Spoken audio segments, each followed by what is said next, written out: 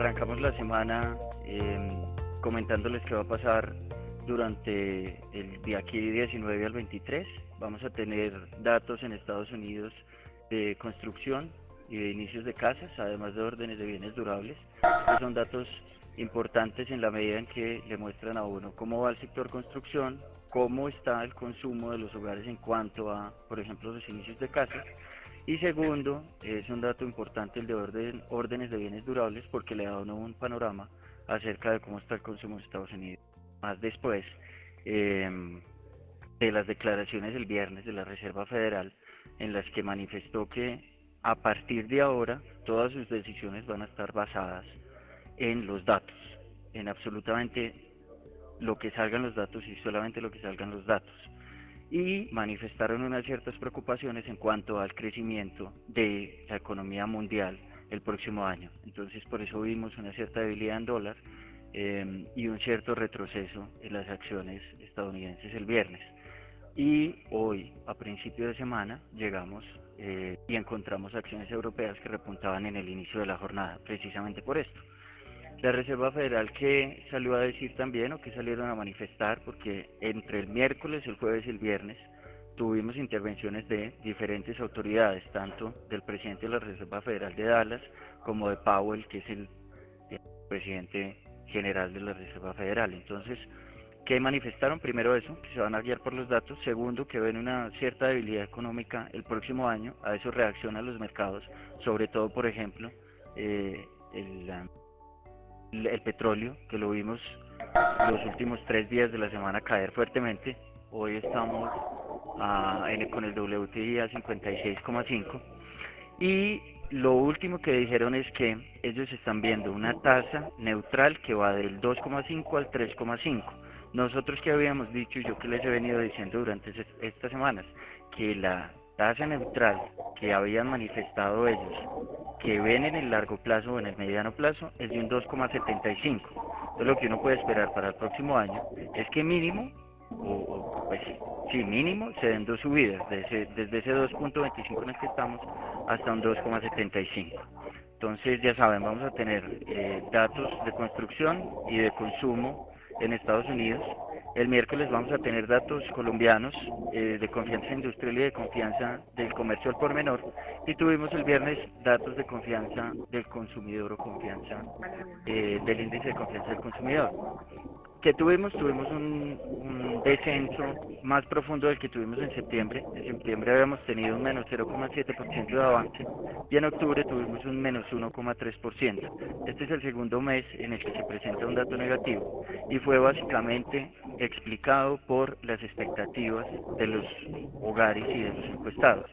Entonces, la pregunta que dice, durante los próximos 12 meses vamos a tener buenos tiempos económicamente, tuvo un descenso desde el menos 12,1% hasta el menos 13,0%. Y la pregunta es si usted cree que a su hogar le está yendo económicamente mejor o peor que hace un año, también tuvo un descenso, pero la que más profundidad o la que más negativamente llegó fue la de, ¿cree usted que este es un buen momento o un mal momento para que la gente compre muebles, nevera, lavadora, televisor y otras cosas? Entonces, ese punto estaba positivo en un 2,5% en septiembre y en octubre descendimos a un menos 7,8%. Entonces, básicamente el resultado del índice de confianza del consumidor para el 10º mes del año se explicó por las expectativas de los hogares en cuanto a consumo y en cuanto a estabilidad del hogar en los próximos 12 meses.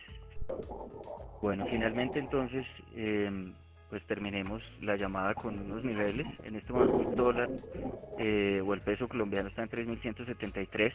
Los siguientes niveles abajo serían 3.170, después vendría el 3.157 y si llegara a pasar tenemos un 3.147. Y arriba tenemos el 3.186 que ha sido cota y el 3.205 que también ha sido cota de movimiento. Ya si llegamos a romper más allá del 3.200 o 3.205, que está más o menos como por esos niveles, la siguiente resistencia estaría en 3.234.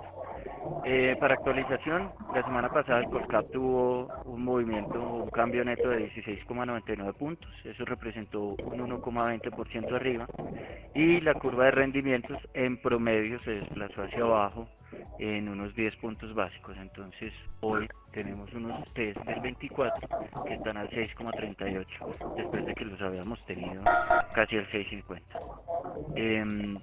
Pues nada, les deseamos un feliz inicio de semana, una semana muy buena y exitosa, y no sé si tengan alguna pregunta.